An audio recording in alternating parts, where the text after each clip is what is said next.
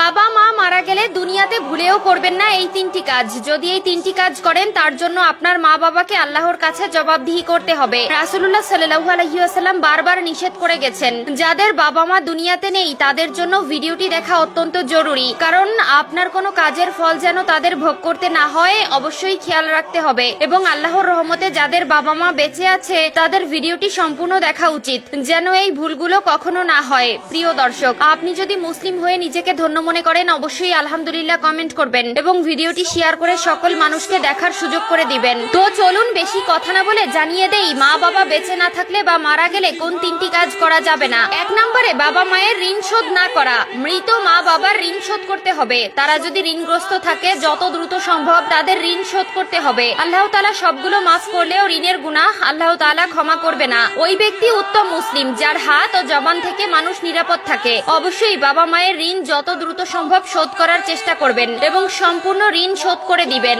2 নম্বরে হাউমাউ করে কান্না করা যাবে না। বুখারী শরীফে এসেছে 1226 নম্বর হাদিসে বলা হয়েছে, তাহলে সে মৃত ব্যক্তির কবরে শাস্তি দেওয়া হবে। যদি আপনি হাউমাউ করে কান্না করেন, চিৎকার করে কান্না করেন, অনেকেই গড়াগড়ি করে কান্না করে, অনেকে নিজেকে নিজে আঘাত করে, পাগলের মতন আচরণ করে। খবরদার, এই ভুলগুলো করা যাবে না। আল্লাহ তাআলা আপনার আপনজন নিয়ে আপনাকে পরীক্ষা করবেন। অবশ্যই কষ্ট লাগে যে বাবা মা এত মায়া মহব্বত করে ভালোবাসা দিয়ে বড় করেছেন, সেই মা বাবাকে হারিয়ে ফেললে কষ্ট লাগারই কথা। তাদের জন্য অবশ্যই দোয়া করবেন, চোখের পানি ফেলবেন, কিন্তু হাউমাউ করে বিলাপ করে গড়াগড়ি করে চিৎকার করে কান্নাকাটি করা যাবে না। পবিত্র কোরআনে এই বিষয়ে সূরা বাকারার 53, 54, 55 নম্বর আয়াতে স্পষ্ট করে বলে দিয়েছেন, না জানার কারণে সংসার জীবনে আমরা এমন কিছু ভুল করি যার জবাবদিহিতা আমাদের বাবা মায়ের করতে হয়। তারা দুনিয়ায় বেঁচে থাকতে যেমন আমাদের তাদের উপর দায়িত্ব রয়েছে, ঠিক তেমনি তারা মারা গেলেও আমাদের দায়িত্ব রয়েছে। অবশ্যই 3টি বিষয় সকলে জেনে নেবেন এবং কোনোদিন এই 3টি ভুল করবেন না। 3 নম্বরে যে কাজটি করা যাবে না সেটি হলো জানাজার জন্য দেরি করা যাবে না।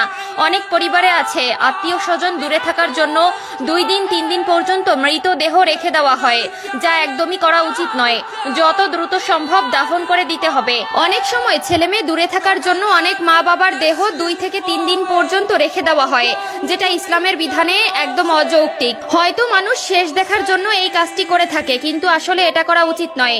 ইসলামের বিধান অনুযায়ী মৃত ব্যক্তির জন্য দ্রুত জানাজা ও দাফন কাফনের ব্যবস্থা করা। আপনাদের আরেকটি বিষয় জানিয়ে দেই, এই বিষয়টি হলো অনেক বেশি গুরুত্বপূর্ণ। বাবা মা অথবা আত্মীয় স্বজন মারা যাওয়ার আগে যদি কোনো ওসিয়ত করে যায় সেটা অবশ্যই করতে হবে। যদি কেউ নেক কোনো ওসিয়ত করে যায় সেটা অপূর্ণ রাখা যাবে না। অনেকেই ওসিয়ত করে যায়, আমি মারা যাওয়ার পরে আমার অমুক সম্পত্তি মাদ্রাসায় মসজিদে দান করে দিবে, বা এমন কোনো জায়গায় দান করতে হবে, বা অন্যকে দিতে হবে। এই ধরনের ওসিয়ত করলে সেটি গুরুত্বপূর্ণ সহকারে অবশ্যই পূর্ণ করতে হবে।